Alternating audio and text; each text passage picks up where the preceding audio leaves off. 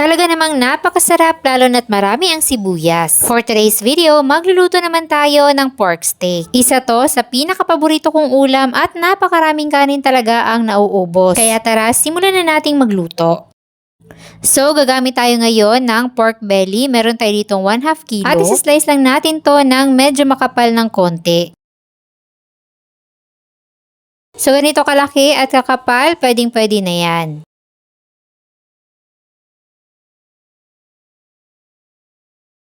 So, after natin yung ma-slice, imamarinate muna natin. Maglalagay tayo ng minced na bawang, 6 pieces ng pinigang kalamansi, meron tayong 4 tablespoon ng toyo, at black pepper. Tapos, haluin natin yung mabuti.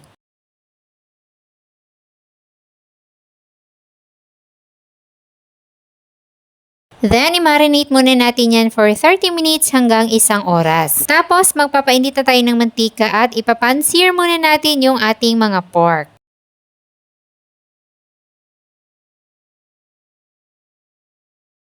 Then, baliktarin natin para yung kabilang side naman yung mag-brown. Sa ganitong paraan, yung sinisir natin yung pork ay masisil natin yung kanyang flavors.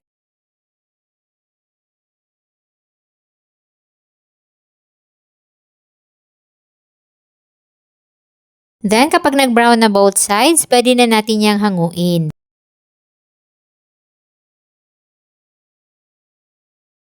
Isunod na rin natin dito yung mga naiwang batch ng pork at kapag tapos na tayong magprito lahat, ibalik natin to sa kawali. Igisa-gisa muna natin saglit dahil andito pa yung mga bawang na naiwan kanina. Then, ihalo na natin yung pinagbabaran at maglalagay na rin tayo dito ng tubig. So, papakuluan lang muna natin to at antayin nating lumambot yung ating mga pork belly.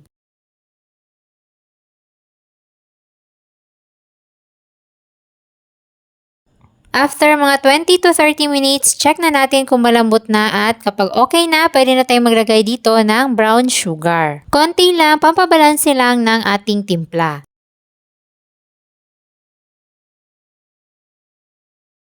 Then, pwede na nating ilagay dito yung ating maraming sibuyas. So, mas marami, mas masarap.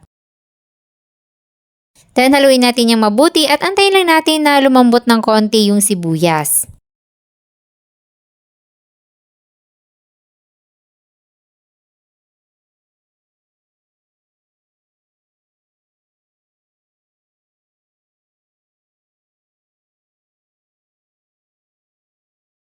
At ayan, ready to eat na ang ating napakasarap na pork steak. So napakadali lang diba at konting sangkap lang yung kailangan nating gamitin.